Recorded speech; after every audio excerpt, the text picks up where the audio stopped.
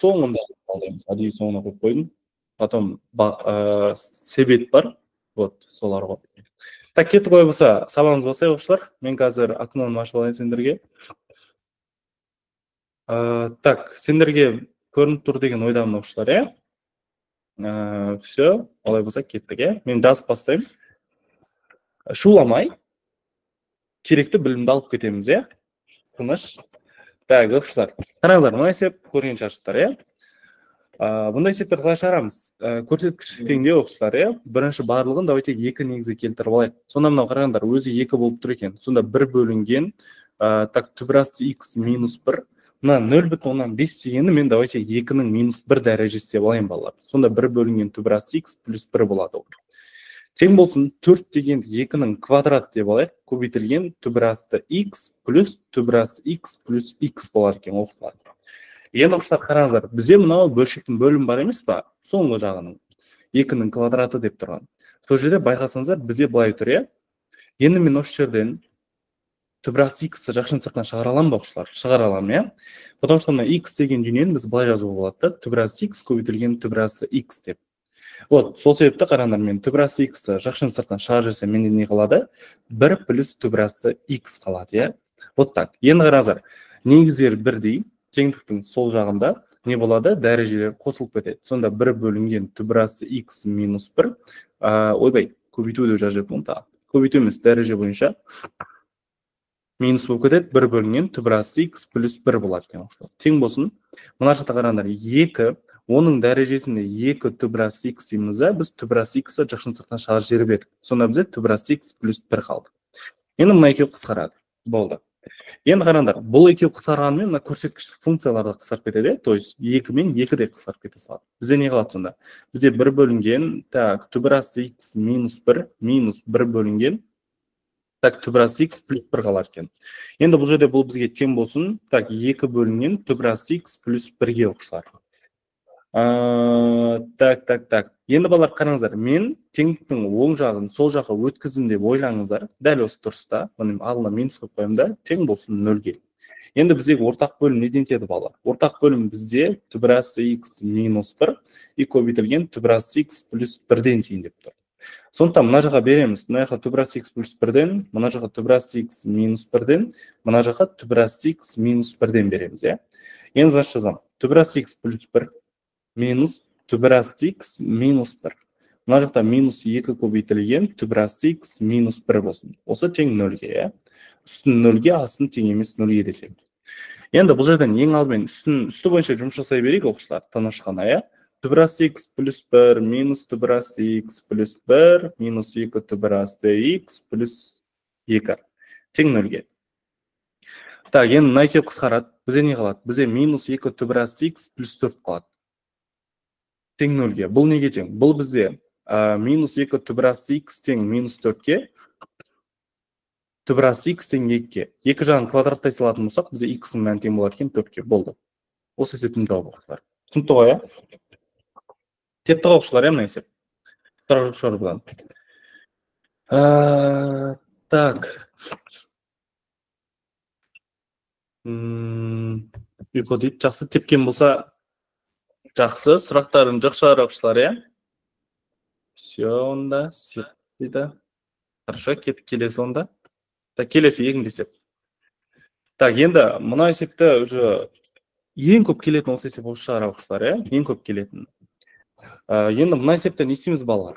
Ойбай, логарифмнің қасиетін орындаймыз, Олай жасайық, LG деймін, x квадрат плюс y квадрат деймін, тең болсын. Мына 1 дегенді давайте біз LG-ға келтірейік оқушылар. Сол себепті мен 1-ді давайте LG 10 деп жазып алсам, И плюс LG 8 болсын. Так, енді қараңдар. Араларында азайту бар, негіздері бірдей. Не болады? Ол екеуі бөлім кетеді, Сонда мен x плюс y-ті бөлемін x минус y-ға. Тең болсын олса LG 3-ге оқушылар. Енді мына екеуі қысарып кетеді. Бізде не қалады мына жақта? Мына жақта LG, так, x квадрат плюс y квадрат тең болсын. Арасы қосу болып тұр. Негіздері бірдей не болады? Дәстүр бойынша екеуі көбейтіліп кете салады, Мен 8 болды, все. Мына жақта не қалады? Мына жақта x плюс y қалады, x минус y тең 3-ге. Ал мына екеуі қысқарады. Сонда бізде не қалып тұр соңында балалар? Бізде x квадрат плюс y квадрат тең 80-ге, ал мына жақта x плюс y-іміз неге тең? Мынаны былай көбейтемін балалар. 3x минус 3y-ға тең. Так, енді бұл жерден біз давайте былай жасайықшы. Y-ті мына жаққа өткізсек 4y, x-ті мына жаққа өткізсек 2x. X дегеніміз бізде 2y-ға тең болып тұр ғой. Енді мына жақта тұрған x-ің орнына қоямыз. Сонда 2y-тің квадраты плюс y квадрат тең 80-ге. Сонда бұл жерде былай есептейтін болсақ, сразу 5y квадрат болады тоқшылар, тең 80-ге. Так, значит, бұл жерде y квадрат тең 16-ға, ал y-тің өзі бізе неге тең болады? Қараңыздар, y1 тең 4-ке, y2 тең минус 4-ке болады. Біз негізі мына минус мәнді алудың керек жоқ балалар, қазір көрсетемін. Потому что мына жақта мына y-ті бар емес па? Минус мән. Мына жаққа алып кеп қоятын болсаңыздар, минус 4 көбейтілген 2 болады да. Бұл жерден бізде минус 8 шығады оқушылар. Сөйтіп ана жерде LG-ға барып қарасаңыздар, LG не деп тұр? X плюс y деп тұрған жер бар оқушылар. Сол жердегі LG деймізді, x-тің орнына минус 8, y-тің орнына минус 4 қойсаңыздар, сіздерде LG минус 12 шығады оқушылар. Енді білеміз ғой, логарифмнің қасиеті бойынша логарифм не болады оқушылар? Логарифм теріс санды қабылдай алмайды ғой өзінде. Вот, сол себепті мынау егеу құйрық, мынау тоже егеу құйрық болады ғой. Значит, бізде түбіріміз тек қана y бойынша 4 болады, ал x бойынша 2 көбейтілген 4 тең 8 ғана болады. Сонда есептің жауап бізде 8 мен 4 деген сөз екен оқушылар. Болды. Түсінікті ме оқушылар?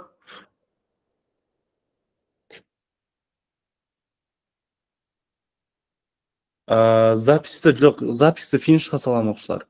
YouTube'ға салмаймын. Финишқа саламын. Так, түсінікті болған шығар оқушылар, контекст бар, күрделесіп болады, қазір кішкене денен қыздырып алайық оқушылар. Сразу күрделесіп талдап кетсем, что-то түсінсіз болып қалайын деп тұр ғой. Өзім де түсінбеймін деп тұрмын ғой. Так, неше есеп? 15 есеп бар, күрделі деген, и потом екі контекст талдаймыз. Біреуі рим цифры, біреуі себеп. Хорошо? Келесі есеп. Так, 5. Мен мына есеп қараңыздар балалар. Бұл есепті қалай істейміз? Бұл есепте біз екі жағын логарифм деп шығаруымызға болады. Енді білмеймін балалар. Мен басқа ағайлардың, басқа мұғалімдердің шығару жолына ешқандай әңгіме айтпаймын. Бұл өзім шығару жолымда, сендер өздерің қалай шығарып үйрендіңдер, солай шығара беріңдер. Мен просто сендерге бір басқа жолын көрсете саламын, Қалай шығаруға болады? Екі жағын логарифм деуге болады. Любой негізбен, прям кез келген негізбен. Сонда қараңдар, мен тупо тұрамда екі жағын логарифм а негізбен логарифм деп тастай саламын ғой. Сонда 5 минус x квадраттың дәрежесіне 2x минус 6 кішіне тең логарифм а негізде бірге оқушылар. Хорошо? Енді мына не істейді? Мынау былай алынып түседі. Сонда бізде не қалады? 2x минус 6 қалады. Көбейтілген логарифм а негіздегі 5 минус x квадрат қалады ғой. Осы кішіне тең болсын 0-ден. Енді істейміз? Енді жеке-жеке 0-ге теңестіре саламыз. Біріншісі үшін 2x минус 6 тең 0-ге, x тең болсын бұл 3-ге. Екіншісінде логарифм а негіздегі 5 минус x квадратымыз бізде тең екен 0-ге. Бұл жерден бізден 5 минус x квадрат тең а былай барады ғой. Дұрыс па? А-ның 0 дәрежесі 1-ге тең. Енді бұл жерден x квадрат тең болады екен 4-ге, ал x-ің мәні тең болады екен плюс минус 2-ге құштар болды. Енді логарифмнің өзінің қасиеті бойынша мына жерден біз не алуымыз керек?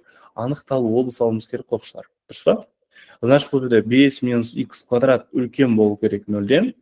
Бұл жерден енді x квадрат минус 5 кіші 0-ден деген мағына ғой енді болды. Дұрыс па? Значит, бұл жерден x квадрат кіші 5-тен, ал x-іміз тең болады екен плюс минус түбір астына 5-ге. Болды. Енді мына жақта сан өсін сыз жереміз балалар. И вот бұлай. Енді қараңдар, бұл жерде ең үлкені бізде түбір асты 5 болайын деп тұр ма? Түбір асты 5 мына жерден аламыз. И минус түбір асты 5-ті давайте біз мына жерден алайық. Енді таңба тұрақтылығы, ойбай, енді мынау 3 және плюс минус 2 бойынша. Так. Түбір асты 5 кішкене мына жақта алайықшы. Ата сүймай қалайын деп тұр. Түбір асты 5 бізде мына жерде болсын. Так, мына жерде 3 болсын. Боялады бұл. Так, мына жерде 2 болсын. И потом мына жерде минус 2 болсын да. Енді таңба тұрақтылығын балалар вот мына жерден анықтаймыз ғой. Хорошо? Үстіңгісі үшін. Сонда бұл жерден бізден қарайтын болсаңыздар, Мысалы, біз қандай сан беруге болады? Мысалы, 0 беруге болады да, балалар. 0 беріп анықтауға болады. Сонда қараңыздар да. Бұл жерде 0 минус 6 x-тарды орнына қоямыз. Логарифм, ойбай, мына жерде жақсы болмайды.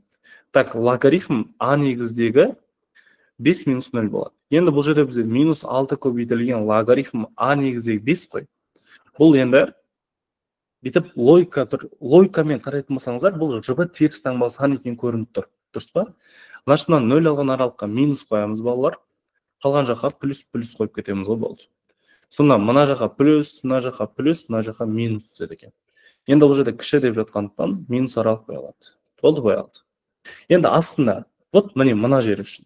Таңба тұратылып, енді бұл жерде плюс, минус, плюс. Кіші аралықты боядап жатыр, минус аралықты бояқ. Сонда бізде қиылысып тұрған жер тек мына жер мен мына жер болып тұр екен. Есептің жауабы значит бізде теңген. Тік жақша минус 2 мен 2-ның арасында. Болды. Сұрақ бар ма?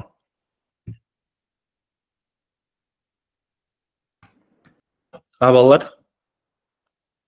Сұрақ жоқ дейді. Ағайна жерде мынандай ответтер жоқ. Қандай жоқ болды?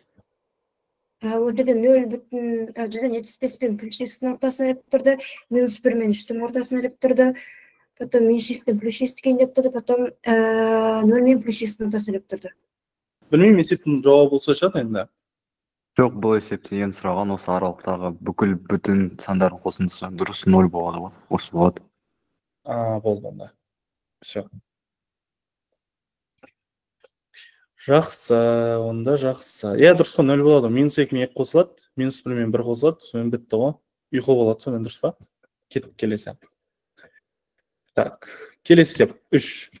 Шексіз геометриялық прогрессияның бірінші мүшесі синус квадрат, үшінші мүшесі синус 6 дәрежелі x. Прогрессияның барлық мүшелерінің қосындысын табыңыз дейді. Жақсы, енді балалар қараңыздар, шексіз геометриялық прогрессия, бұл жерде енді біздің жағдайымыз бойынша не болып жатыр? Бұл жерде бізде балалар b1 ол синус квадрат x-қа тең болып тұр, ал b3 синус 6 дәрежелі x-қа тең болып тұр. Енді мынау b3-ті аш жерімізге болады да, балалар. b3-ті аш жеріңізгіш, ол неге тең? b1 көбейтілген q квадратқа тең, Сонда бұл жерден бізде тең болар екен синус 6 дәрежелі x-қа. b1 бар емес па? Сонда бізде синус квадрат x көбейтілген q квадрат бізде синус 6 дәрежелі x-қа тең екен. Енді бұл жерден x квадраттың мәні сонда неге тең балалар? X квадраттың мәні синус 4 дәрежелі x-қа тең екен оқушылар. Көп оқушы қалай қысқартады айтайын ба балалар? Көп оқушы бай қысқартады оны. Синус 6 дәрежелі x, мына жақта синус квадрат x дейді да. Мынау квадратты 6-ға бөліп жібереді ғой. Сөйтеді да, бұл жерден синус куб x деп жазып қояды да, сөйтіп жауабын таба алмай отырады балалар. Олай жазу болмайды, Білеміз, біз дәреженің қасиеті бойынша бұл жерде негіздері бірдей болатын болса, дәрежелі азайып кетеді. Сонан 6 дәрежеден 2 дәрежені азайтсақ, 4 дәреже қалады да. В целом бұл жерде Q1 деген сонда балалар қараңыздар, синус квадрат x-қа тең болса, Q2-міз неге тең болады балалар? Минус синус квадрат x-қа тең болады оқушылар. Вот, осы екеуін ұмытпаңыздар оқушылар, Всегда жүреді бұл екеуі. Так, енді оқушылар қараңыздар. Не істейміз? Біз давайте бұл жерден енді прогрессияның барлық мүшесінің қосындысын сұрап тұр ғой. Ең алдымен біз давайте S бойынша b1 бөлінген 1 минус Q бойынша жазайық. Значит, бұл жерде b1 дегеніміз синус квадрат x болса, 1 минус синус квадрат x деп жазады екенбіз, Енді формула бойынша 1 минус синус квадрат x деген неге тең балалар? Оны сразу жаза берейін, косинус квадрат x-қа тең. Дұрыс па формулада? Негізгі тригонометриялық тепе-теңдік. Косинус квадрат x. Синустың косинусқа қатынасы бізде тангенсті береді. Тангенс квадрат x. Мына вариант, Болды. Екіншісі S. Дәл осылай b1 дегеніміз бізде синус квадрат x, бірақ мына жерде с минусым болады. Сонда бұл жерде біз 1 плюс синус квадрат x деп жазамыз оқушылар. Вот так, Так, сонда келесі жауап мына D болады екен. Осы екеуі секунд жауап. Түсінікті ма?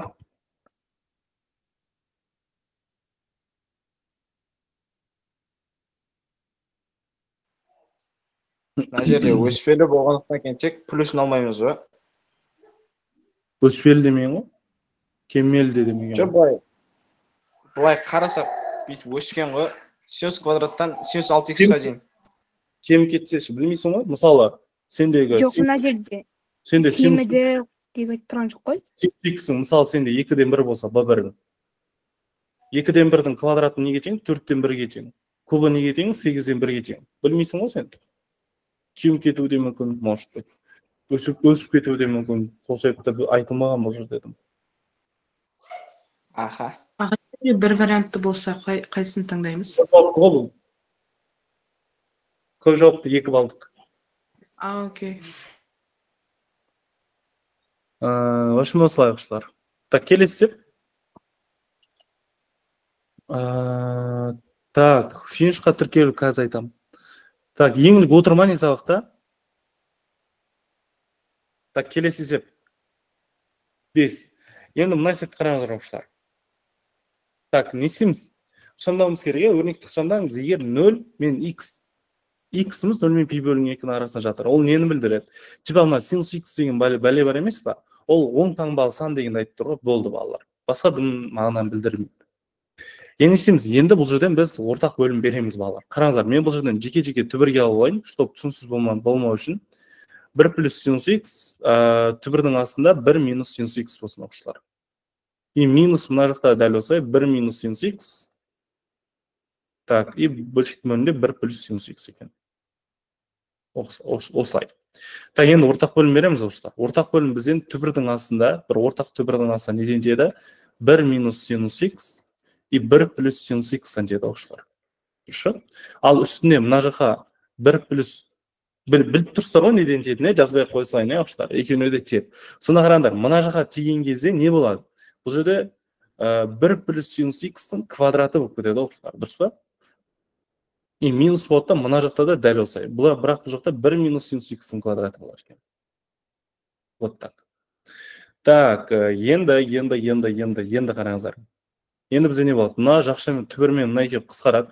Бізде 1 плюс синус x и потом минус, ойбай. Так, шатасып кеттім. Минус пашамыз болады. Сонда минус 1 плюс синус x қалады тоқшылар. Вот так. Ал бөлшектің бөлімінде бізде түбірдің астында не қалады? 1 азайтылған синус квадрат x қалар екен оқушылар. Енді мына екеуі қысқарады. Бізде не қалды? Бізде 2 синус x қалды оқушылар. Ал түбірдің астындағы 1 минус синус квадрат x нені білдіреді балалар? Ол жаңағы, дәл жаңа жаздық қостан бұрын. Ол негізгі тригонометриялық тепе-теңдік кәдімгі. Ол түбірдің астында косинус квадрат x-ті бере салады, болды балалар. Енді білмеймін балалар, мен мына жерде мына екеуі қысқартылған кезде бұл түбірден плюс-минусмен шығуы мүмкін. Білмеймін, ол жауапқа байланысты оқушылар. Мен плюспе ала беремін. Мына бізде 2 синус x бөлшектің бөлімінде косинус x болады. Синустың косинусқа қатынасы тағы да тангенс x-ті бере салады. Осы есептің жауабы. Тептім оқушылар?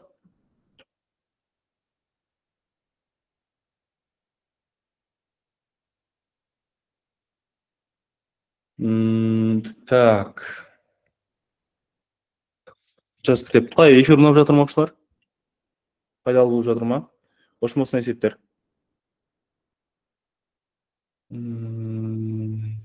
Так. Тема дейді. Жауап санмен келсе дейді.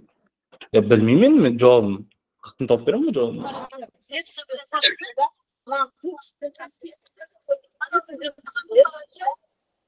Молодец.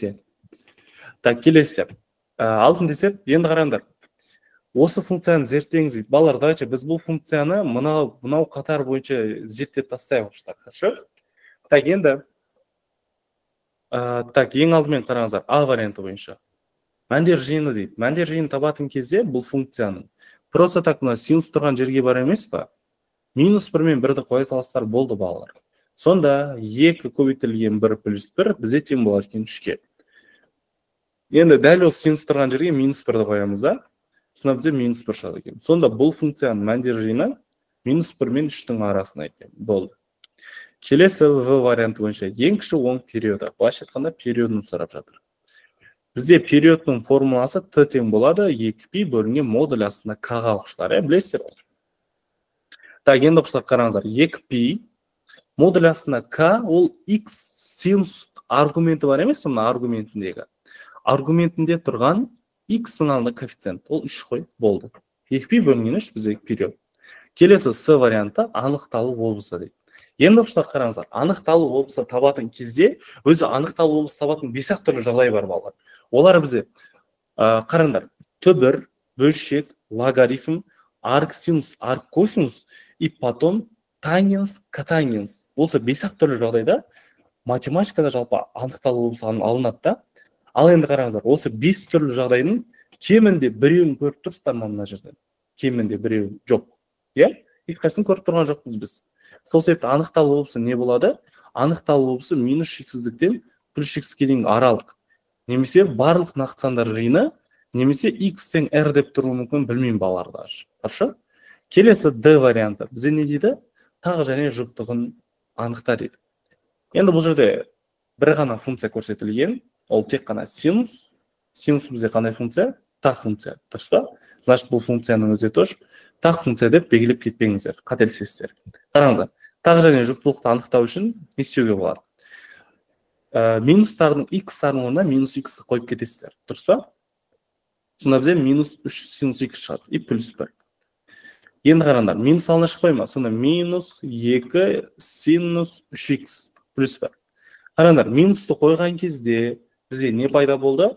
Бастапқы функцияға келді ма? Жоқ. Келген жоқ, е? Онда не істейміз? Онда давайте минусты алдына шығарып көрейік, жақшаның сыртына. Сонда бізде не шығады? 2 синус 3x минус 1.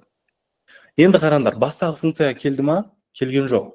Онда бұл функция қандай екен? Бұл функция жұпта емес, тақта емес болады. Жұпта емес, тақта емес деп қойғаны. Болды. Жұпта емес, тақта емес функция. Бұны жтф деп қойсам да болады негізі. Так, жұпта емес, тақта емес функция болса сыншы. Болды. Дәл осындай функция ғой. Түсінікті оқушылар, е? Так, анықталу облысы алынбайды бұл жерде. Тақ қой дейді, айттым ғой. Тақ емес дедім оқушылар.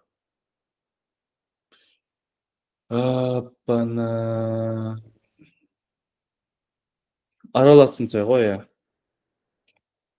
Минус 1 мен 1 ше дейді. Не ол минус 1 мен 1? Түсімен қандай минус 1 мен 1? Ол минус 1 мен 1, ол мәндер жиыны ғой. Мәндер жиынында, балалар, мәндер жиынында. Так, келесі есеп оны оқушылар, е? Бұл түсінікті болған шығар. Тепті ғой, балалар, е? Ағай Финштайнға тіркелсем, 5 күнде бәрін қарап үлгерем ба дейді. Я, үлгересің. Қарайым деген адам қарайды ғой. Так, келесі есеп 7. Так, бізден балалар қараңдар, көлемін сұрап жатыр. 3 бұрышты призма. Енді қараңыздар, бұның көлемін табу үшін бізде мынандай бір бұрыш берілген да. Бізде қараңдар, табаны бар. Не жоқ, биіктігі жоқ қой балалар. Биіктікті қалай табамыз? Біз биіктікті табу үшін біз мына бұрышты пайдаланамыз. Бірақ балалар қараңыздар, бұл бұрыш қалай тұрады? Соған біз жауап беруіміз керек. Енді қараңдар, скорее всего, бүкіл бұрыш түсетін жағдайларда, бүкіл жағдайда, енді барлығы емес, кейбір жағдайларда болса, бірақ көп жағдайларда бұрыштар әрқашан биіктіктер арасында пайда болады балалар. Екі перпендикулярдың арасында пайда болады. Мысал келтірсек, пирамиданың екі жақты бұрышы. Пирамиданың екі жақты бұрышы тоже бүйір жағының биіктігі мен табанының биіктігі арқылы пайда болады деген сияқты. Вот, дұрыс оқушылар, е? Мына жерде дәл осы біздің жағдайда биіктік болып тұр оқушылар. Енді қараңыздар, мен мына бұрышты пайдалану үшін табандағы мынау AG деген нүктені тауып алсам оқушылар. Хорошо? Оны табу үшін біз давайте табанын сызайық. Бізде табаны тең бүйірлі үшбұрыш болып тұр, оқушылар. Вот бұлай VAS деп ше оқушылар. Мынау 10, табаны 12. Енді мынаған B деген нүкте түсіретін болсақ, бұл тең бүйірлі үшбұрыштың табанына түсірілген биіктік әрі медиана, әрі бисектриса тең декке бөлінеді. Мынау биіктік қой сонда. Бұл h неге тең? Пифагор теоремасы бойынша 10-ның квадратынан 6-ның квадратынан алсақ, бізде тең болады екен 8-ге. Сонда қараңыздар, мынау 8-ге тең екен. Енді мына жерде тік бұрыш емес пе балалар? Енді қараңыздар, мынандай бір бізде не пайда болды? Мынандай бір тік бұрышты үшбұрыш пайда болып тұр оқушылар. Мынау былай, мынау былай. Мына жеріміз тік, мына жеріміз A, мына жеріміз F, мына жеріміз G болып тұр ғой. Вот мына жердегі нүктеміз 30, мынау 8 болып тұр. Мынау 60 градус. Енді мынау биіктікті. Қараңыздар, гипотенуза болатын болса, 30 градусқа қарсы жатқан катет гипотенузаның жартысы. Бізге S бөлінген 2 керек. Ал 60 градусқа қарсы жатқан катет осы s бөлінген 2-ні түбірас 3-ке көбейткенге тең. Енді түбірас 3-ті былай бөліп жүрсек, бізде s бөлінген 2 неге тең екен? 8-дің түбірас 3-ке қатынасына тең екен ғой. Вот k градус биіктік емес па? Значит, биіктік деген 8 бөлінген түбірас 3-ке тең болып тұр екен оқушылар. Болды. Енді көлем неге тең? S табан көбейтілген h. S табанды мына жерден таба салайық. Формула бойынша 2-ден 1 a аша арқылы оқушылар, е? Сонда 2-ден 1 a қабырғамыз 12, оған түсіп тұрған биіктігіміз балалар бізде неге тең болып тұр? Так. 8 бол. Так, мына екеуі қысқарады. 6, 6-ны 8-ге бөлсек, бізде 48 шығар екен. Все. Енді жазайық сонда. 48 көбейтілген 8 бөлінген түбірасты 3.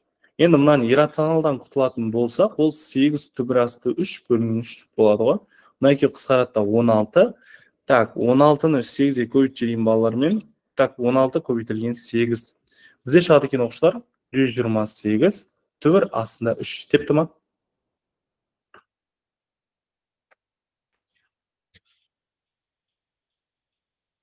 Оқушылар. Ойбай.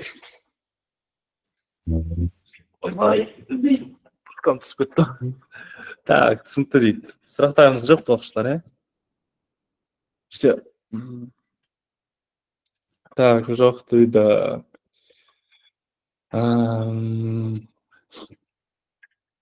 Так, жақсы. Келесі ме оқушылар? Идем дальше. Келесі 8. Енді қараңдар. Так, ең кіші және ең үлкен мәндерінің қосындысын тап дейді балалар. Қосындысы. Ең істейміз балалар бұл жерден ең кіші және ең үлкен мәндерінің қосындысы. Былай істейміз балалар. Ең кіші және ең үлкен мәндерін табу үшін ең алдымен біз не істеуіміз керек? Бұл функцияның туындысын алуымыз керек оқушылар. Енді қараңдар, синус u-дің туындысы неге тең? Ол бізде косинус u және u-дан туынды алғанға тең болатын оқушылар, е? Енді қараңдар, мен жазам. Так, қазір бір минут оқушылар. Бір минут.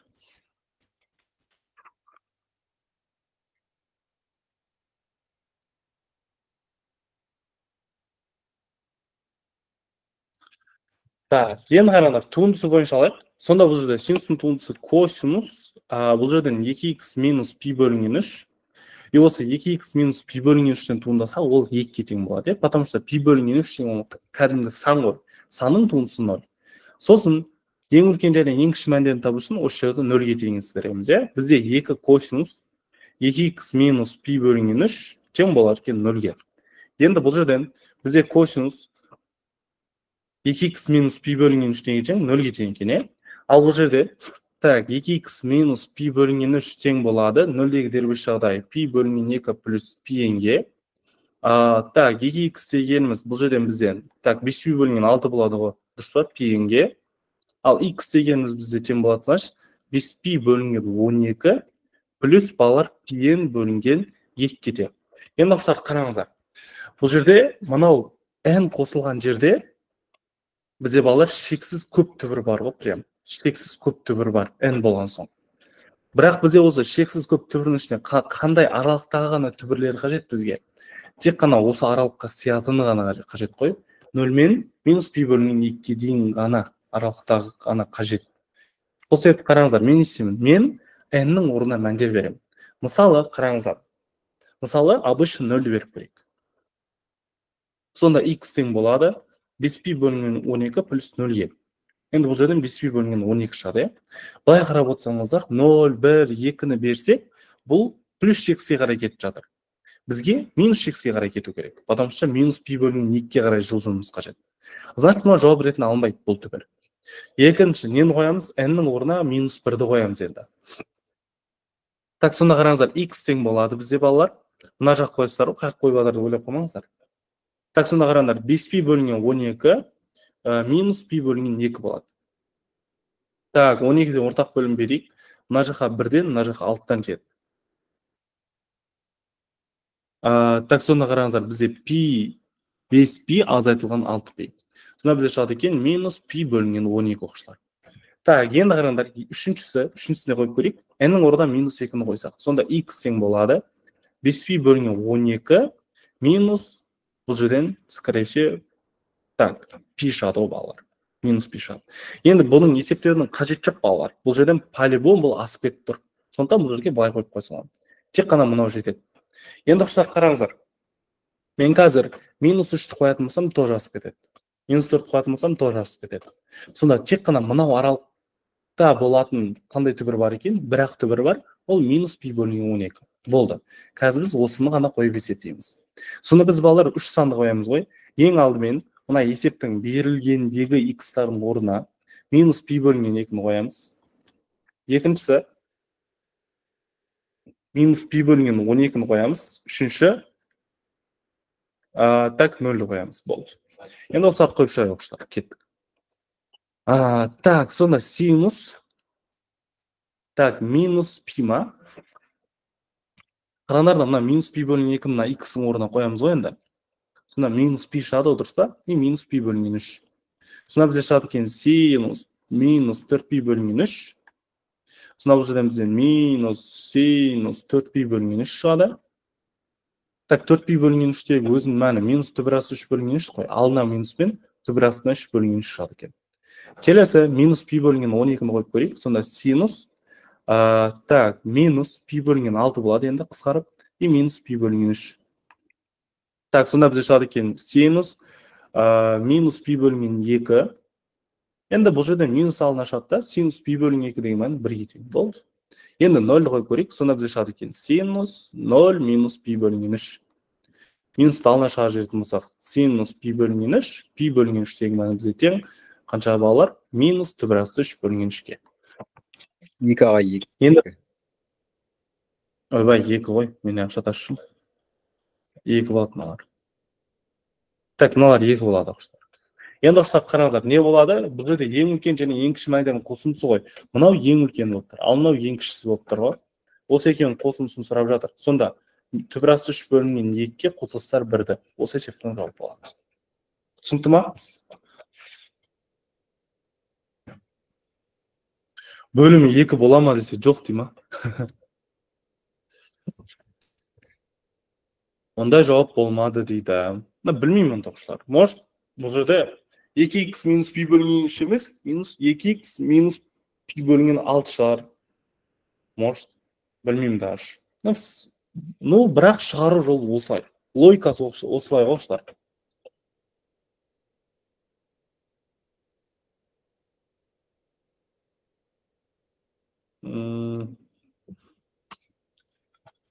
Пи бөлінген 6 болған дейді. Так, жақсы. Ошым осылай құштар есептің жауабы, осылай шығады. Енді балалар қараңыздар, араларымызда фиништің соңғысына қатысқысы келетіндер бар ма құштар? Давайте қол көтерейікші. Кім қатыспады даже? Қатыспағандар бар ма? Финишқа, соңғысына. Енді құштар қараңыздар, бұл жерде бізде қазір не жүріп жатыр бізде? Так.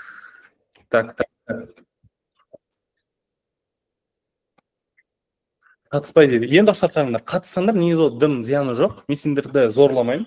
Қатысындар деп ше. Так, просто так құштар сендерге айтарым. Негізі кім екінші опытысына әлі дайындалып жүр, бірақ екінші опыттыларыңа негізі жақсы шанс болып тұр балалар. Осы финишқа қатысу арқылы балдарыңды смело көтере аласыңдар. Потому что қазір мен де білемін, сендер де білесіңдер. Мен оны айтпай қоя салайын, опытыда не болып жатқанын балалар. Сендер де білесіңдер, оны хабардарсыңдар, иә. Енді құштар қараңыздар, бізде қазір финиш 4 ашылайын деп жатыр. Ол уже біз финиш 3-ті бітіріп жатырмыз. Финиш 3-те отырған оқушылар да бар шығар қазір. Оларда уже біз жеті эфирді өтіп тастадық. Соңғы бір эфир қалды. Оны құдай қаласа оларға ертең өтемін да. Ертең 17-сі ғой. 18-ден уже финиш 4-ті бастап кетеміз оқушыларымыз. Вот, бітті. Финиш 3-тің тарихын жауамыз, финиш 4-ке өтіп кетеміз. Бұл финиш 4 балалар болды. Сонымен 30-на дейін болады да, ары қарай 32-сінен бар ма білмеймін. Сонымен бітеді болды балалар. Финиш сонымен ашылмайды. Осы соңғысы кім егер балалар 25-теріне, 23-теріне, 24-теріне ОБТ-ға кіретін болсаңыздар, негізі мощный шанс болып тұр балалар. Осы финиш 4-те. Қазір есептер қайталанып жатыр. Вот соны көріп барып, дайындалып, жоғары баға алуға сіздерде шанс бар қазір оқушылар. Вот, сондықтан қараңыздар, бұл жерде дым өзгешелігі жоқ. Сол баяғы финиш. Старт 18 күні, сол баяғы 7 эфир, бірақ 8 күні қазір 7, тікелей эфирлер дәл осылай митте өтіледі. Запись сақталады классрумда, любой моментте көріп кірулеріңе болады. Менен кері байланыс алуларыңызға болады. Есептер сұрай аласыздар жалпы. Вот осылай. Алғашқы 30 адам менен өтірген, бұл бітіп кеткен оқушылар енді. Ұзақтығы примерно сол 15 күннің арысы берісі болады, 15 күннен артық болуы мүмкін бұлдар. Вот оқушылар жалпы осылай. Ей, тыныш. Так, оқушылар, енді қараңыздар. Если кім финишке қатысқысы келеді, мына қазір мен чатқа бір нөмір жібердім да, соған жазып, аялым апайға барып жазып тіркеліп алсаңдар болады. Қазір именно сендерге бағасын скидкамен, дәл кешегі бағамен 4990 теңгеден болып жатыр балалар. Вот, ешкім әлі қымбат тіркеліп қойған жоқ, білмеймін, қымбат тіркелгендер де бар шығар. Бірақ қазір эфирде отқандар осылай жазатын болсаңыздар, тіркеле аласыздар. Жалпы осы оқушылар, негізі балалар, қатысқан оқушылар біледі ғой, стоит қой балалар. Ойбой, кетіп қалды менің.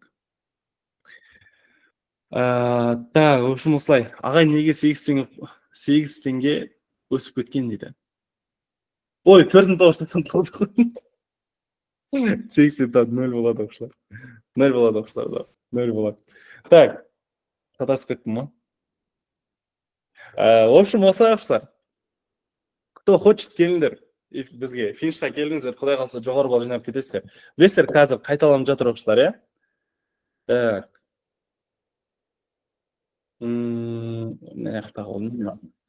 Алдыңғы жоқ білімге ақша аямаңдар дейді. Алдыңғы эфирлер беріле ме? Жоқ, алдыңғысы берілмейді оқушылар.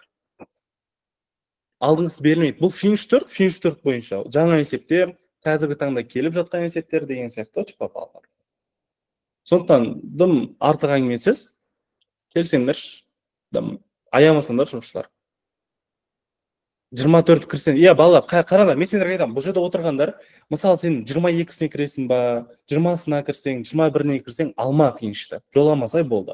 Сен кірді, болды, тыныш, демалып жат. Мен сендерге айтарым балалар. 22-сіне кірсең, 21-не кірсең, алмай қойыңдар оқушылар финишті. А если білмеймін, алғылар келсе, ала беріңдер. Маған зиян жоқ оның. Если 23-не, 24-не, 25-не кіретін болсаңдар, келсеңдер сонда. Короче, 23-нен ары қарай алатын болсаңдар, келіңдер бізге. Бұл последний финиш. 20 айтып жатым ғой, 23-нен кейін кірсеңдер, ала берсеңдер, зиян тимейді. Финиш 3-тегі сабақтар сақталған, любой сабақ сақталады ғой. 24-не дейін бір примерно 4 эфир болады ғой. Ағай, финиш 2-дегі әзір өшірмес қой, Жоқ, сен финиш 2-де барсың ғой, Өшпейді ол. Сол финиш 2-ден келіп жатыр ғой.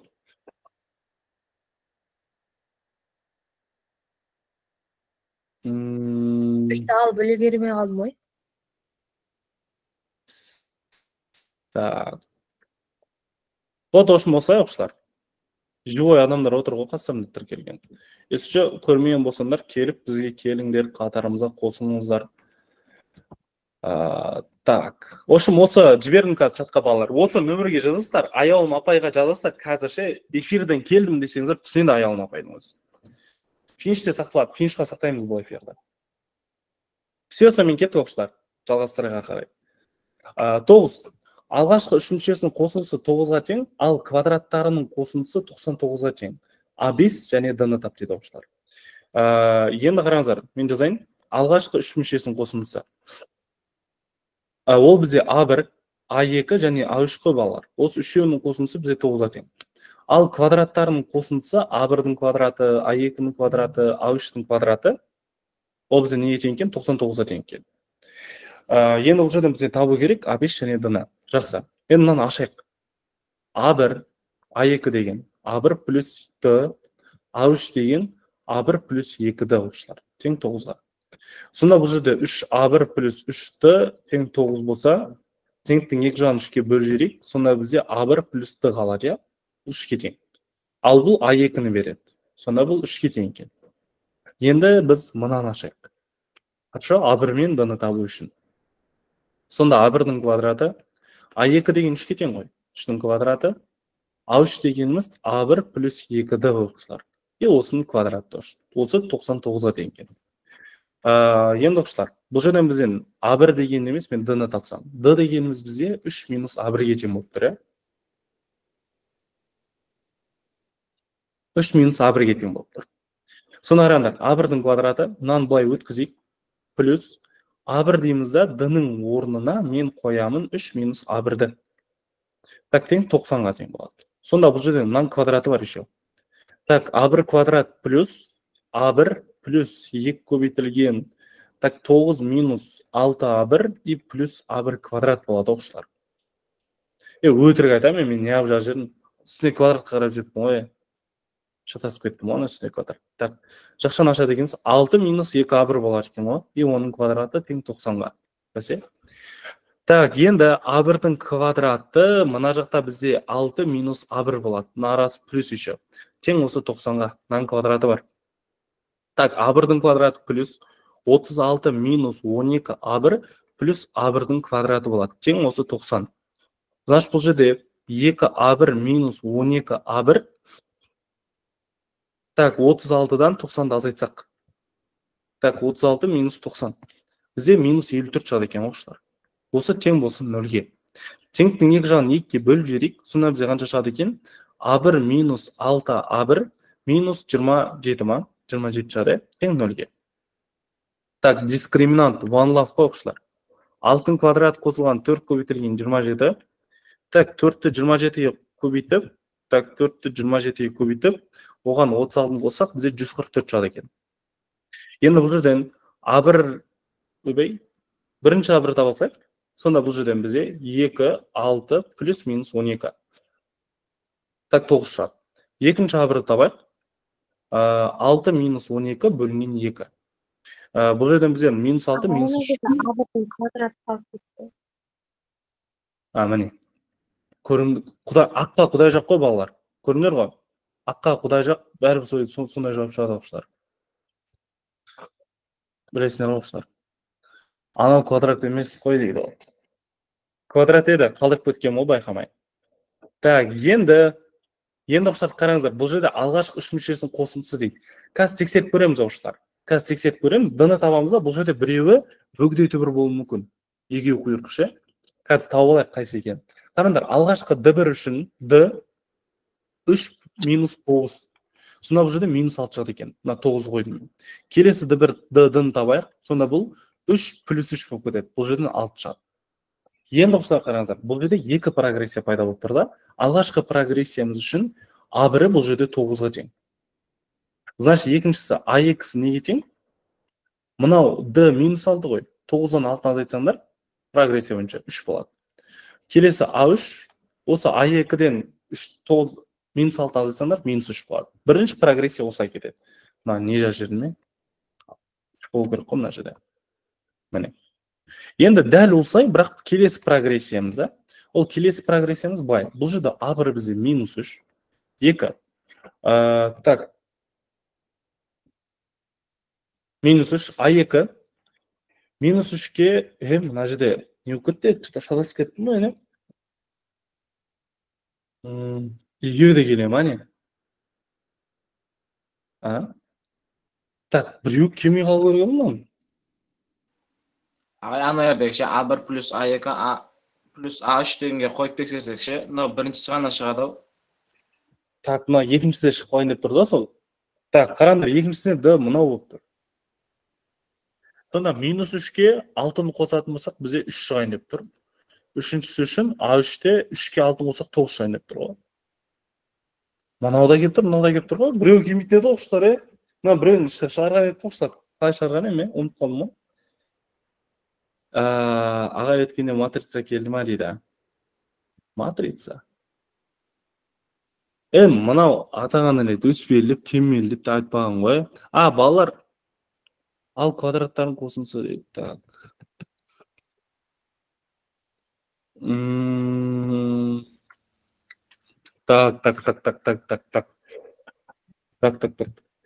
Ағайын әше А3 дұрыстап табамыз ау. Ау? А1 плюс 2. Дәл осылай шығады балалар. Қателесіп тұрған жоқпын. Так, 144.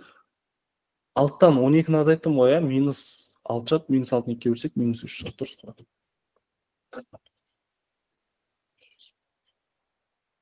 Так, онда білмеймін балалар. Екеуін де тауып қоя саламын мен. Так, онда жауабым екеу болады. Мынау екеу болады. Келесі А5. Біріншісі үшін А1 плюс 4. А1 дегеніміз 9 минус 4 көбейтілген 6. Так, сонда 9-дан 4-ті 6 көбейтетін болсақ, 24, 24-тен 9 азайтатын болсақ, бізде шығады екен 15, минус 15. Келесі А5-іміз, А1-іміз бұл жерде бізде минус 3 кетең, Д4 көбейтілген 6. 24 бізде 21 болады. Осы екеуінің біреуі шығар оқушылар, білмеймін даже.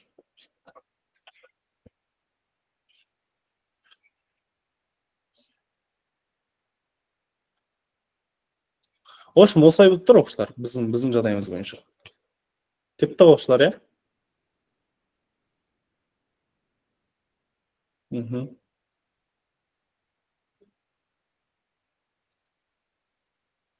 Білмей тұрмын да оқушылар соғанша.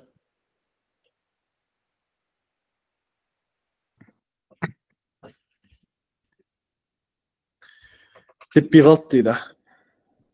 Мен де теппей жатыр. Так, келесі сеп. 10-шы сеп балалар. Мына септі қараңыздар. Осы екі шеңбердің қиылысындағы F доғасының ұзындықтарын табыңыз дейді оқушылар. Бұл жерде екі доға бар да, біреу үлкен шеңбер бойынша, біреу кіші шеңбер бойынша. Сол екі шеңбердің доғаларын табуымыз керек. Енді қараңдар, бұл жерде айтып тұрған әңгімесі бізде былай болып тұр ғой балалар. Асы дегеніміз бізде 4 бір 3-ке тең деген. Қараңдар, мынау емен аны қоссам кіші шеңбердің радиусы шығады. Бұл 4 екен. Ал емен сыны қоссам үлкен шеңбердің радиусы шығады, ол 8 екен оқушылар. Мына жер тікбұрыш екен еще. Енді қараңдар, мына жеріміз 4 бір 3. Қараңдар, бұл жерде бізде не пайда болды балалар? Бізде мынандай бір тікбұрыш үшбұрыш пайда болып тұр, оқушылар. Мынау былай, мынау былай. Мына жеріміз А, мына жеріміз Е, мына жеріміз С. Мына жер 8, мына жер 4, мына жер 4 бір 3. 30, 60, 90 деген тікбұрышты үшбұрыш қой балалар. Қараңдар, мына бұрыш 30, мына бұрыш 60 болып тұр ғой. Не үшін? Қараңдар, 30 градусқа қашықтың қатет гипотенузаның жартысы, 60 градусқа қашықтың қатет 4-ті түбірасышқа көбейте салатын. Болды ғой міне балалар. Әдемі кеп тұр оқушылар. Енді қараңыздар. Бұл жерде біздің есебімізде екі доға болып тұр балалар. Қараңыздар. Қазір мен ол доғалар сіз көрсетемін. Значит, біздегі мына жердегі бұрышымыз 30 болса, мен егер С мен F-ті қоссам, получается, менде мына жерімде тоже 30 болады деген сөз оқушылар. Енді қараңыздар, алғашқы шеңбер бойынша жұмыс жасасақ. Мынау бірінші шеңберіміз оқушылар. Оның центрі С нүктесі болып тұр, мына жеріміз бізде Е нүктесі болып тұр, мына жеріміз бізде F нүктесі болып тұр оқушылар. Осы мына мен мынаны қосамыз, мына мен мынаны қосамыз, сонда мына жерде градустың мәні қанша екен? 60 екен ғой. Міне балалар. Значит, мына доғаның градустық өлшемі 60 градус деген сөз оқушылар. Енді бұл жалпы шеңбердің алттан бір бөлігіне тең ғой ұзындығының. Сонда қараңдар, мен жалпы шеңбердің ұзындығын табам 2 пи бойынша. Сонда 2 пи көбейтілген 8. Сонда бізде шығады екен 16 пи. Енді қараңдар, 360 градустағы шеңбердің ұзындығы 16 пи болса, именно бізге мынау 60 градустағы бөлігінің ұзындығы керек. Значит, 60 градусқа бөлігінің ұзындығы x-қа тең болып тұр. Значит, бұл жерде x дегеніміз неге тең? 60-ты 16 пиға көбейтіп, оны 360-қа бөлінге тең. Сонда мына екеуі қысқарады 6, 6-ға екеуін қысқартып жіберетін болсақ, 8 пи бөлінген 3 қалады екен. Бұл біріншісі бойынша. Енді дәл олса екіншісі бойынша жұмыс жасайық. Дәл олса екінші шеңбер, бірақ ол кішкентай лау шеңбер оқушылар. Оның центрі біздің жағдайда А болып тұр. Қараңыздар, мына жағымыздан бізден Е нүктесі түскен. Мына жағымыздан бізден балалар F нүктесі түскен ғой. Не үшін бұлай жаздым? Потому что қараңдар, бұның центрлік бұрышы. Мынау доғаның центрлік бұрышы бізде 60 градус еді. Ал келесі кіші шеңбердің центрлік бұрышы, қараңдар, мына жерім 90 ғой. Мен мынаны былай қосатын болсам, мына жерім 90 болады да, 90-ға 90-ды хөп етіп қосатын болсақ, бұның центрлік бұрышы қанша градус болады екен? 180 градус болып кетеді екен оқушылар. Бұл неге тең? Жалпы шеңбердің ұзындығының тең жартысына тең ғой, дұрыс па? Міне мынау доғамыз жалпы шеңбердің ұзындығының тең жартысына тең болып тұр. Сонда жалпы шеңбер 2 пи көбейтілген 4 бізде 8 пи шығады. Ал оның дәл жартысы бізде 4 пи шығады екен. Сонда бізге керек бұл жақтан 4 пи екен. Осы екі мынау біреуі болып тұрды. Түсінікті ма?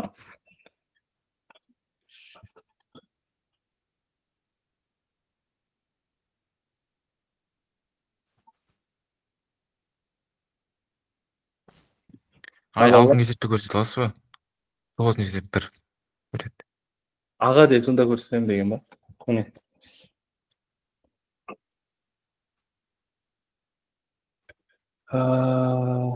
Айнашке қарасаңыз A1 плюс A2 плюс A3-ге тең 9 деп қойғансыз ғой. Соны ашқан кездегі A1-ге қойып қойсаңыз -9 шығып отыр ғой. Жаңа D6 дейтін. Не қыпты? Дұрыс шықпай ма енді? Бізге 9 керек қой. Ал бізге -9 шығып отыр да. Қалай минус шығады? 9-ға 3-ті қосып оған -3-ті қоссаң. 9 шығады ғой?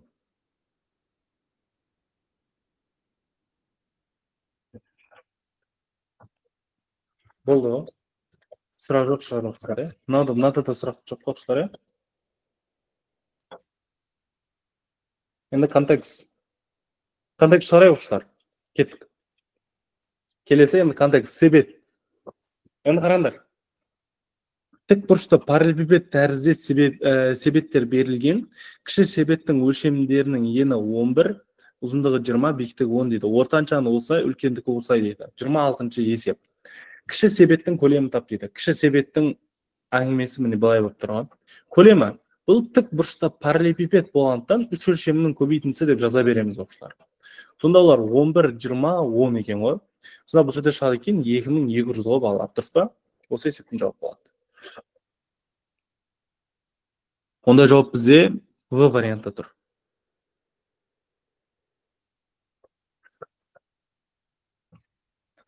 Сұрақ бар ма оқушылар?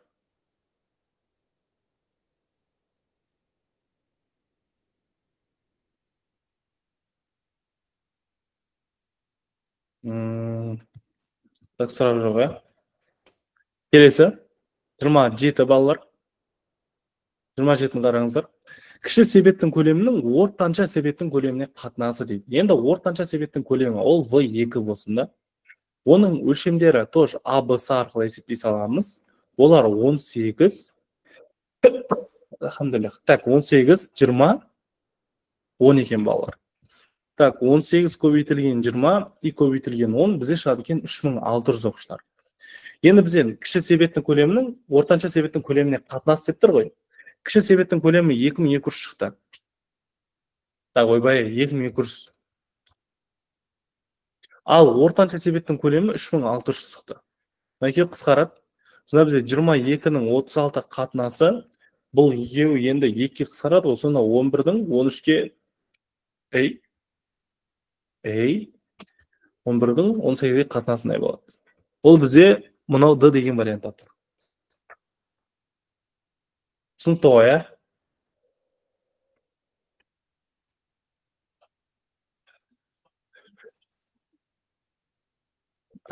Так, келесі есеп. Ортанша себеттің толық бетінің ауданы. Енді балалар қараңыздар, мен сіздерге бірден айтайыншы, бұл себет деген міне былай болады түрі. Енді бұның себетті білесіздер, е? Логикалық түрмен қарасақ, тупой адамның өзі түсінеді балалар. Себет дегеннің аузы ашық болады всегда. Дұрыс па? Білмеймін, енді аузы жауық себет болады, әрине, қақпаған жауған кезде. Ал енді біздің жағдайымыз бойынша оның аузы ашық деп аламыз. Хорошо, балалар? Оның аузы ашық себет деп аламыз да. Значит, істейміз, біз қазір толық бетінің ауданын есептейтін кезде былай жасаймыз ғой. Бүйір бетінің ауданына S табанды қоса саламыз болды. Табанды ғана қосамыз да, жоғарғы табанды қоспаймыз. Түсінікті ғой, ә? Енді бұның бүйір бетінің ауданы периметр табан көбейтілген H. Табанның ауданы А мен Б-ның көбейтіндісінен. Соны жазайық. Периметр табан. Табаны балалар бізде ортаншаныкі. Ені 18, ұзындығы 20 екен. Сонда периметр табан 2 көбейтілген 18 қосқан 20. Так, тең болар екен 2 көбейтілген 38-ге, бұл жерден бізде шығады қанша? 38 2-ге бөлсек 76 шығады екен. Так, 76 көбейтілген биіктігі 10, табаны 18 мен 20-ның көбейтіндісі. Так, 18-ді 20-ны көбейтіп, оған 760-ты қосамыз. Сонда бізде шығады екен 1120 оқушылар. Осы есептен.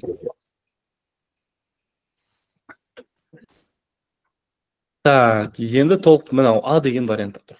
Түсінікті ғой, а? Бірінші сұрағы осы ма ағай дейді. Бұл бір емес пе? 27, 28 деп тұр ғой.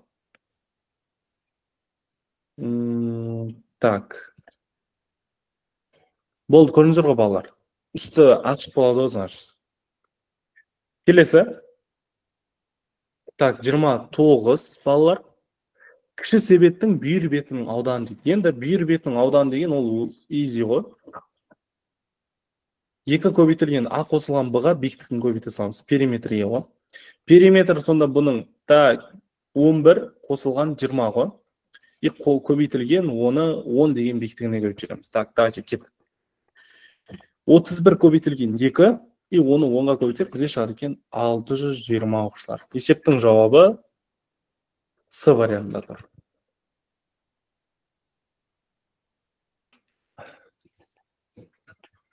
Көп талданды, я. Бұны кеше финиш 3-те талдадық қой, балалар, я? Финиш 3-те талдадық бұны. Запись финишқа салынады, я. Так, келесі. 30 соңғысы. 4-ші себеттің көлемі осы 3 себеттің көлемдерінің қосындысына тең. Дұрыс жауапты көрсетіңіз дейді оқушылар. Кеттік. Сонда не істейміз? Жеке-жеке көлемін табамыз ғой. Біз білеміз, бірінші себеттің көлемі. Қазір білмейміз.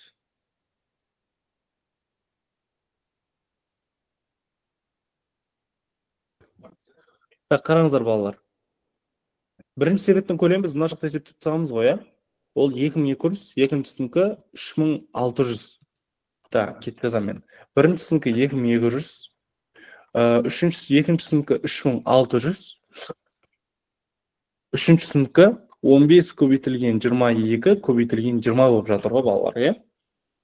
Так, 15 көбейтілген 22 көбейтілген 20. Сонда бізде қалады екен 6600 оқушылар. Енді осы үшеуін қоссақ болды ғой. Сонда 2200 қосылған 3600 қосылған 6600 екен, балалар. 3200, то есть 3600 плюс 2200. Сонда бізде шығады екен 12400 балалар. Ондай жауап бізде А деген вариантта тұр. Болды. Жалпы, финишқа келсеңіздер түр-түрін талдаймыз ғой бұндайлардың балалар. Вот негізі екінші ұбт-ға дайындық үшін негізі лучший вариант балалар. Мен сіздерге айтайын. Жоғары балаға кәдімгі көмектеседі. Так, болды. Бізде контекст бітті. Енді келесі есеп 11. Енді балалар, мына есепті қараңыздар. Бұл жерде былай берілген. Так, көріп тұрсыздар, мына берілмеген енді мынау. Білмеймін. X1 минус X2 тап дейді оқушылар. Так, қараңыздар, не істейміз? Негізі балалар, любой жағдайда логарифмнің негізінде сан тұрса, есеп оңай шығады. Сол себепті мен мынау логарифмнің қасиетін қолдану арқылы есеп шығарсам. Дәл осы қасиетін қолдансам. Хорошо? Қараңыздар сонда, логарифм деймін, x квадрат негіздегі 16 дегенде 2-ның 4 дәрежесі деп аламын. 2x негіздегі 8 дегенде 2-ның кубы деп аламын. Тең 2-ке болсын. Мына 4 пен 2 алына түседі ғой. 4 логарифм x квадрат негіздегі 2. 3 логарифм 2x негіздегі 2.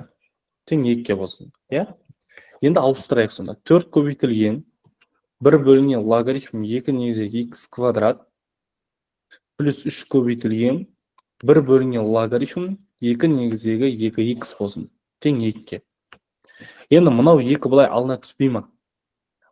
Так, 4 бөлінген 2 көбейтілген логарифм 2 негіздегі x болсын. Қосылған 3 бөлінген арасы көбейту болғандықтан логарифмнің қасиетін орындап жіберейік. Сонда логарифм 2 негіздегі 2 плюс логарифм 2 негіздегі x деп тұрып ше, и минус 2 тең болсын 0-ге. Енді мен бұл жерден логарифм 2 негіздегі x-ті аға теңдеп жаңа айнымалы енгізіп алсам оқушылар. мына екеу қысқарады. Сонда 2 бөлінген А плюс 3 бөлінген 1 плюс А минус 2 тең болсын 0-ге құштар. Енді біздегі ортақ бөлім неден кейін деп тұр балалар? Ортақ бөлім бұл жерде бізде А көбейтілген А плюс 1-ден теді. Мына жаққа А плюс 1-ден, мына жаққа Адан, мына жаққа А көбейтілген А плюс 1-ден теді. Сонда 2А плюс 2 плюс 3А минус 2А көбейтілген А плюс 1 оқушылар. Тең болсын 0-ге. Үстін 0-ге теңестіреміз. Сонда біріншісі үшін так. Сонда бұл жерден 5А плюс 2 минус 2А квадрат минус 2А тең болар екен 0-ге. Так, мына барын былай өткізейік та. Сонда 2А квадрат 5Адан 2Аны азайтсақ 3А, ол не қылса минус 3А. И минус 2 тең 0-ге. Так, дискриминант 3-тің квадраты плюс 4 көбейтілген 4 бізде 25 шығады. Сонда бұл жерден А1 және А2 мәндерін табатын болсақ, 4, 3 плюс минус 5. Так, 2, 3-тен 5 азайтсақ, минус 2, минус 2-ден 1 шығады екен ғой. Енді жеке-жеке теңестірейік. Біріншісі үшін. Логарифм 2 негіздегі x тең 2-ге, x тең болады 2-ның квадратына, тең 4 жат сонда. Екіншісі үшін, логарифм 2 негіздегі x тең минус 2-ден 1-ге, x тең болады сонда, 2-ның минус 2-ден 1 дәрежесі, немесе бұл 1 бөлінген түбірасына 2 деген мағынаны білдіреді болды. Енді біздің бір-бірінен азайт дейді. Сонда 4-тен азайтамыз, 1 бөлінген түбірасы 2-дан. Осы есептің жауабы оқушылар. Түсінікті ма?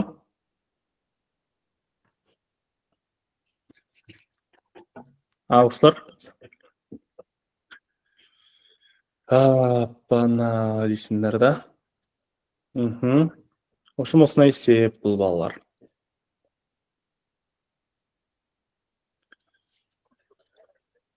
Көбейтіндісі деп келді бұл дейді.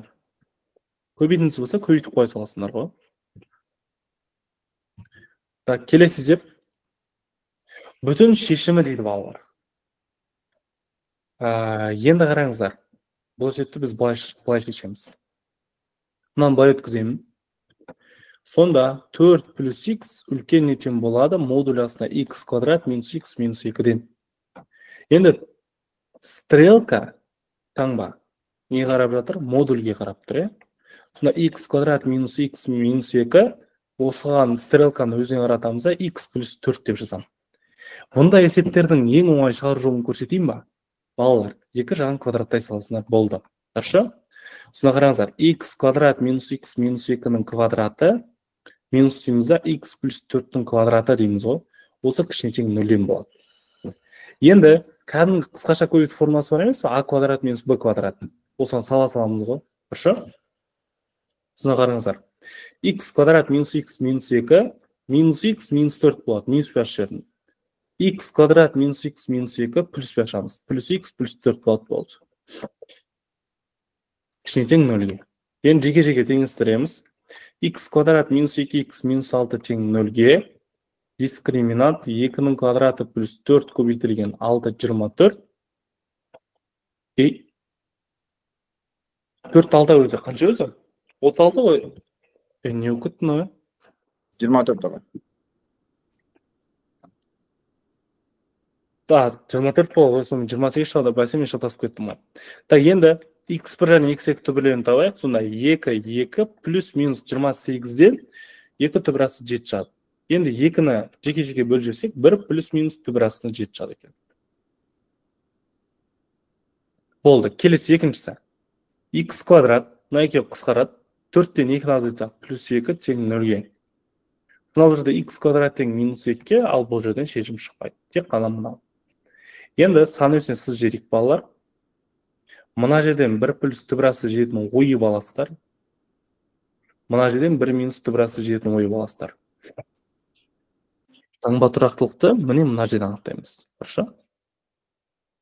X-тан орнына мән беретін болсақ, не болады бұл балалар? Плюс, минус, плюс болады. Кіші деген соң минус аралық қойылады екен. Сонда бұл есептің жауап балалар бізде тік жақша 1 минус түбірасы 7 мен 1 плюс түбірасы 7-ның арасында болады екен оқушылар. Тепті ма?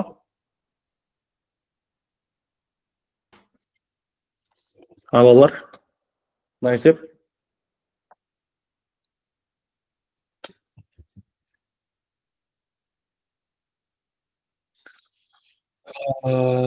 Так.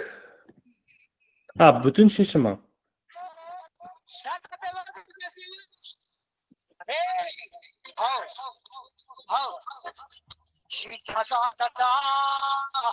Мынау кім мынау?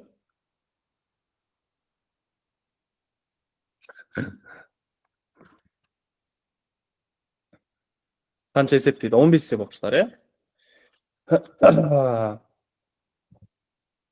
Сақталмайды оқушылар. Так, енді 1 минус түбірасы 7 дегеніміз, балалар, ол 1 түбірасы 7 дегеніміз, ол 2,4 ба сондайда. Сонда бізден примерно минус 1,4 шығады. Типа минус 1,5 пен 1,5-тің арасына деген сияқты. Ойбай, өтірік айтамын. Так, 1 плюс түбірасы 7 деген ол керісінше 3,4 кетеді. Осы екі аралықта қанша бүтін сандар бар деп тұр да балалар. Олар бізде әрине минус 1, 0, 1, 2, 3 қой балалар. Осы есептің жауап болады.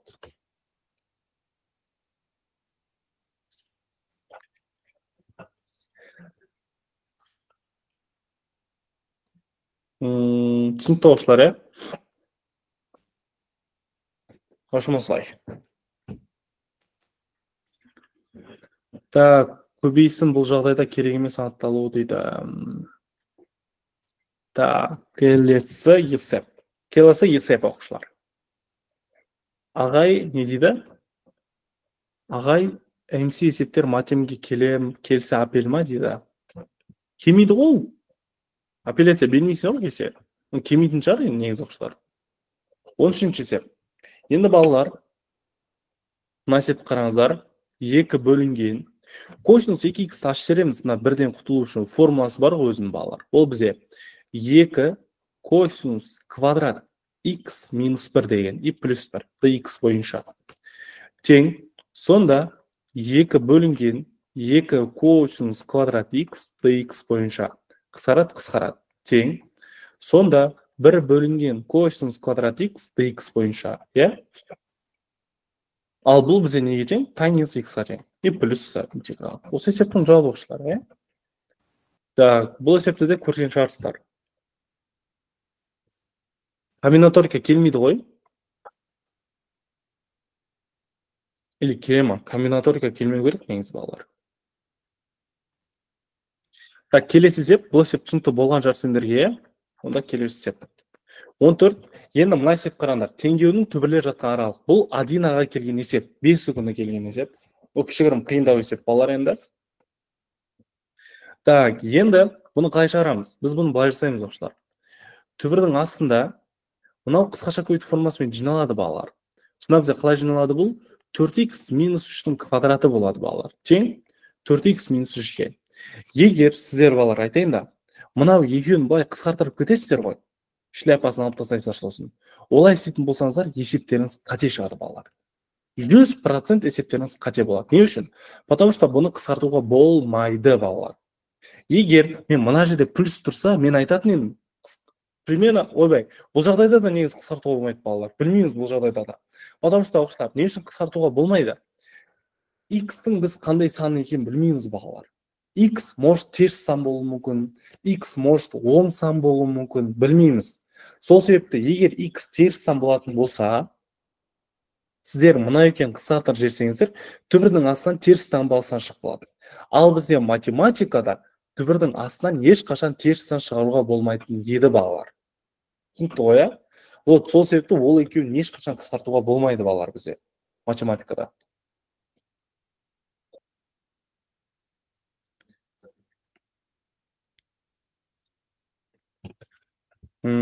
Так, енді несіміз балалар. Енді қараңыздар, біз мына екеуін қысқартамыз да, бірақ модульге алып қоямыз оқушылар. Түсінікті ғой, 4х минус 3 тең болады 4х минус 3-ке. Болды, модульге алып қоямыз. Енді бірінші модульді балалар біз плюс б ашу үшін анықталып болса модульдің астынан алады. Сонда ол 4х минус 3 үлкен нетен болу керек, 0-ден дейміз, x үлкен нетен болар екен 3 бөлінген 4-тен. Болды, плюс б ашайық. Сонда 4х минус 3 тең 4х минус 3-ке. Значит, бұл жерден қараңдар. Минус 3 тең минус 3. Минус 3 пен минус 3 өзара бір-біріне тең бақшылар, әрине тең. Значит, бұл не болады? Бұл дұрыс тұжырым. Бұл жерден шешім шықпаса да тұжырым дұрыс қой. Значит, есептің жауабы анықталу облысы болып кетеді. Болды. Екіншісі, енді бұны біз минуспен ашамыз. Минуспен ашқан кезде анықталу облысы модуль астына тұрған өрнекті кіші нөлден деп аламыз ғой. Бұнда мынау кім? Тұмшып көттім ғой. Мерей. Мына қызға жараспайды мына тірлік. Ұл бала болса түсінетін балалар, қызға жараспайды екен мына тірлік.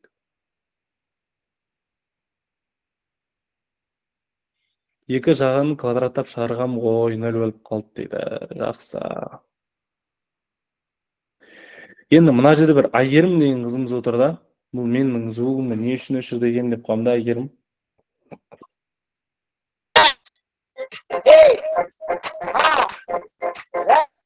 Мыналардың звуктарын қалай өшіреді? Мыналардың звуктарын қалай өшіреді өзі?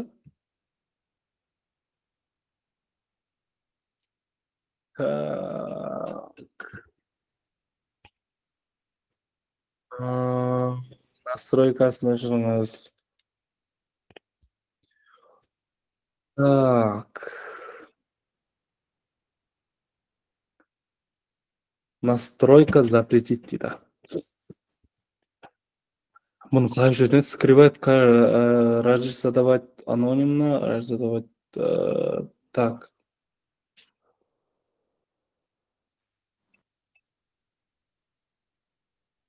Ағай дейді. Так. Так, бұлардың звуктан қалай өшіретін де? Настройка общий управлять автоматом погадает звук без участия автоматически. Так, субтитр, запись, видеокамера, микрофон. Так, бұны білмей тұрып қалай өшіретін?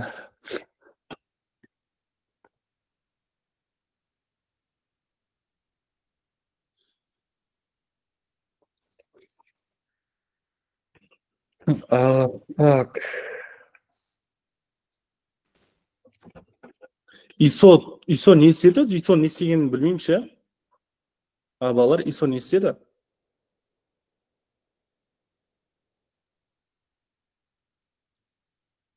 Не істедің сен маған?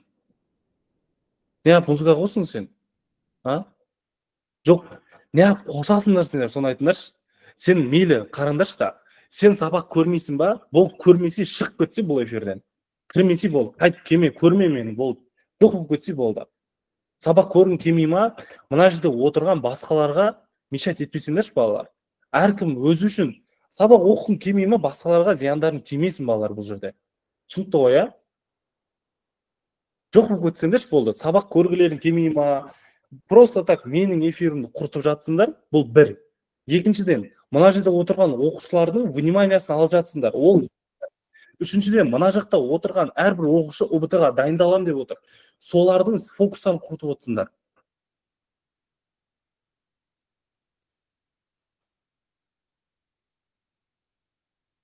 Жоқ, ол баланың тірлігі ғой, балалар. Жас баланың тірлігі ғой, прямше. Мен дым демеймін енді ше. Просто жас баланың тірлігі бұл. Честно. Музыка қосып кету, үйтіп кету, скорее всего.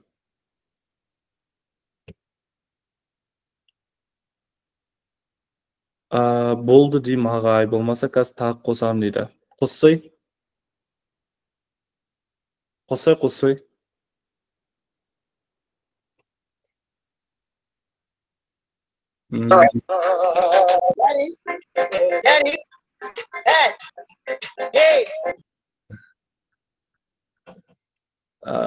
Так.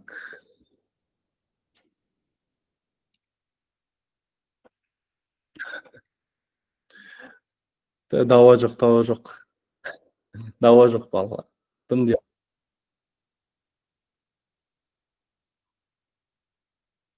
Дауа жоқ.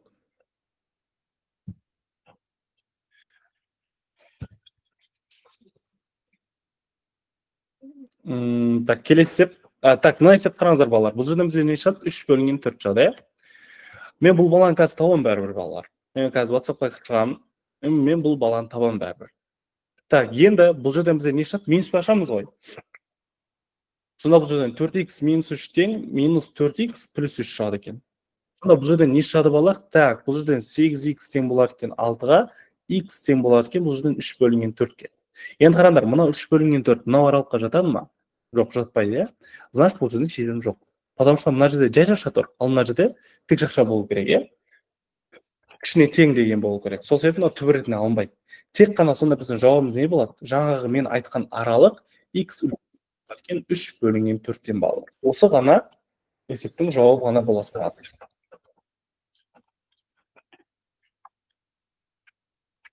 Так, ошым осылай.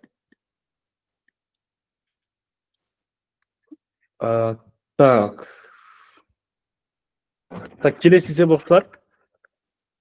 Так, келесі 15. Енді мынау есеп балалар соңғы есебіміз. Бірақ мынау кішкене қиындау есеп. Кеше телеграмға салдым ғой. Кеше телеграмға салдым ғой балалар. Вот дәл осы есеп қой. Екі жазықтық арқылы өткен түзудің канондық теңдеуі. Қырқат дәл солай алу керек. Дәл сондай немен? Пропорциямен, қатынаспен, то есть. Так, енді балалар қараңыздар, осы мынандай бір екі жазықтық арқылы өткен түзудің канондық теңдеуіне байланысты есеп. Так, қараңыздар балалар, жалпы бұл есеп қалай шығарамыз? Бірінші қараңыздар, мен сіздерге сызбасын сызып берейін. Мынау біздегі екі жазықтық болсын. Я балалар, мынау бізде қараңыздар, екі жазықтық болсын. Мына жақтан былай, и мына жақтан былай. И мынау былай болсын. Қараңыздар, бұл екі жазықтық деп елестетейік оқушылар. Қараңыздар, бізде мына жақта екі жазықтық берілген. Мынау ең алғашқысы мынау альфа жазықтық болсын, мынау бізде бета жазықтық болсын.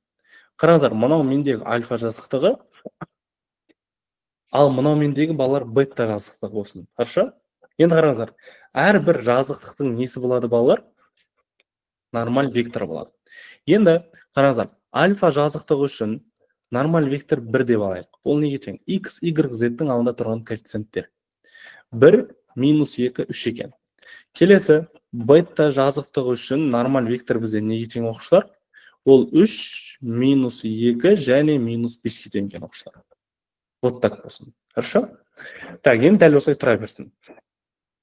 Енді қараңыздар, бізде жалпы нормаль вектор деген мағынаны қай түсінесіздер? Нормаль вектор деген ол жазықтыққа перпендикуляр вектор балалар. Хорошо?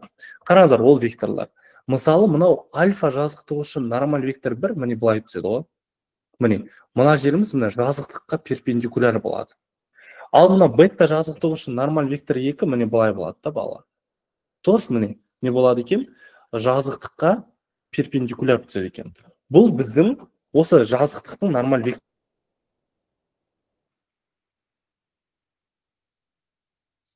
Так. Енді оқушылар қараңыздар.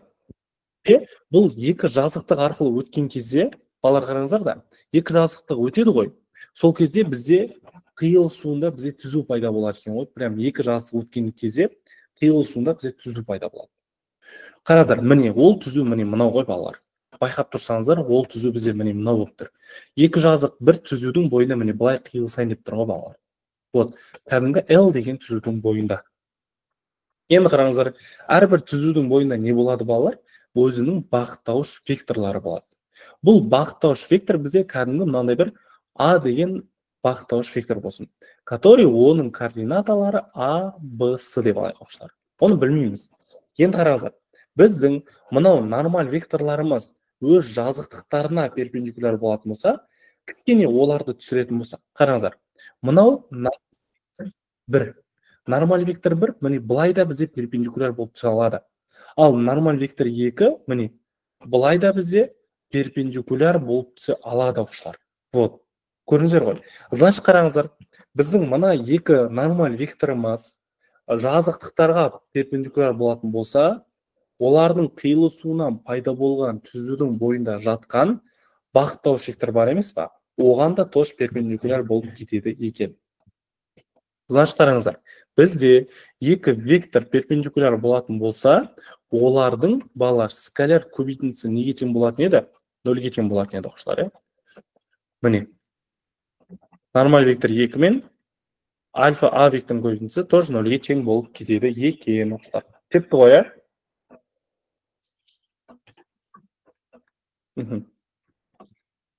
Енді оқушылар қараңыздар. Енді бұларды біз скаляр көбейтейік. Мынаның координатасы міне мынау. Мынаны көбейтейік. Сонда А минус 2b плюс 3c тең 0-ге. 3a минус 2b минус 5c тең болар екен 0-ге. Енді бір-бірінен азайтып тастайық балалар, b-дан құтылу үшін. Қаршы? Сонда қараңдар, a минус 2a 3c-дан 5-ін азайтсақ плюс 8c тең 0-ге. Сонда бұл жерде 8c тең 2a-ға a тең болар екен. Бұл жерде балалар 4c-ға деп ала берейікші. Қаршы, мына екеуі қысқарады ғой. Сонда 4 көбейтілген c-ға. Мына жерде көрінбейтін 1 бар. Енді қараңыздар, былай жасаймыз ғой. А мен с-ға қатар мәндер беру арқылы дейсіздер да, мен бұл жерден А-ның 4-ке тең екенін, с-ның 1-ге тең екенін біліп алдым дейсіздер ғой, балалар. Болды. Орнына қояйық. А 4-ке минус 2b плюс 3c тең 0-ге. Так, сонда бұл жерде 2b тең 7-ге болар екен. b тең болар екен, балалар бізде 7 бөлінген 2-ге. Болды. Көрдіңіздер ғой, бізге керекті түзудің бағыттауыш векторы неге тең болды, балалар? Түзудің бағыттауыш вектор 4, 7 бөлінген 2 және 1-ге тең болды ғой. Енді қараңдар. Егер түзудің бойында жатқан бір нүкте бар, және оның бағыттауыш векторы болатын болса, түзудің теңдеуі неге тең еді? X минус x0 бөлінген A, Y минус y0 бөлінген B, Z минус z0 бөлінген C еді ғой, балалар. Вот осылай оқушылар. Қаршы? Енді қараңдар, мен естеймін. Енді маған керек осы түзудің бойында жатқан бір нүкте. Енді бұл түзудің бойында жатқан бір нүкте неге тең? Бұл екі жазықтық қиылысуында жатқан бір кез келген бір нүкте болып жатыр ғой. Қарапайым бір А нүктесі. Бұл А нүктесі екі жазықтық қиылысуында пайда болған соң, бұл екі жазыққа да ортақ нүкте деп саналады оқушылар. Шы? Значит, қараңыздар, екі жазықтыққа ортақ нүктені қалай табатын едік? Оны былай табамыз ғой. Міне мынау жазықтық. Осы жазықтықтағы x, y, z-тің любой біреуіне 0 бере саламыз. Қараңыздар, мен былай жасайын. Мен тупа тұрамда z-қа 0 бере салам. Болды.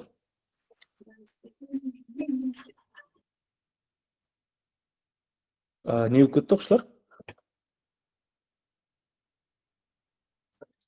Так. Так.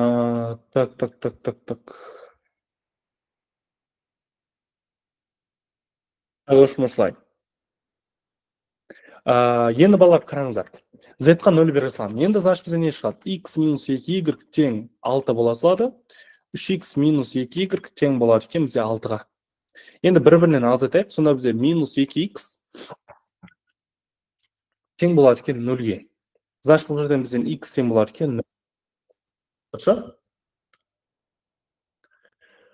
Так, енді сонда қараңдар, x бар, y-ті табайық. Сонда 0 минус 2y тең 6-ға, y тең болады екен бізде минус 3-ке.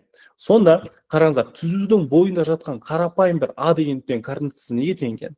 X 0, y минус 3, z 0 екен. Болды.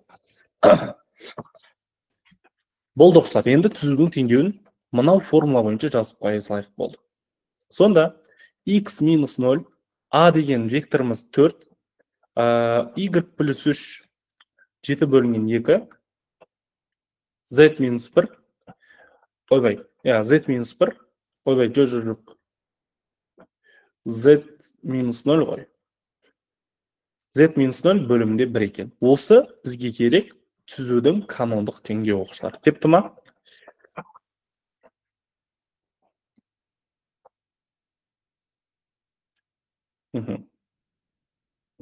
Маған осы келді дейді.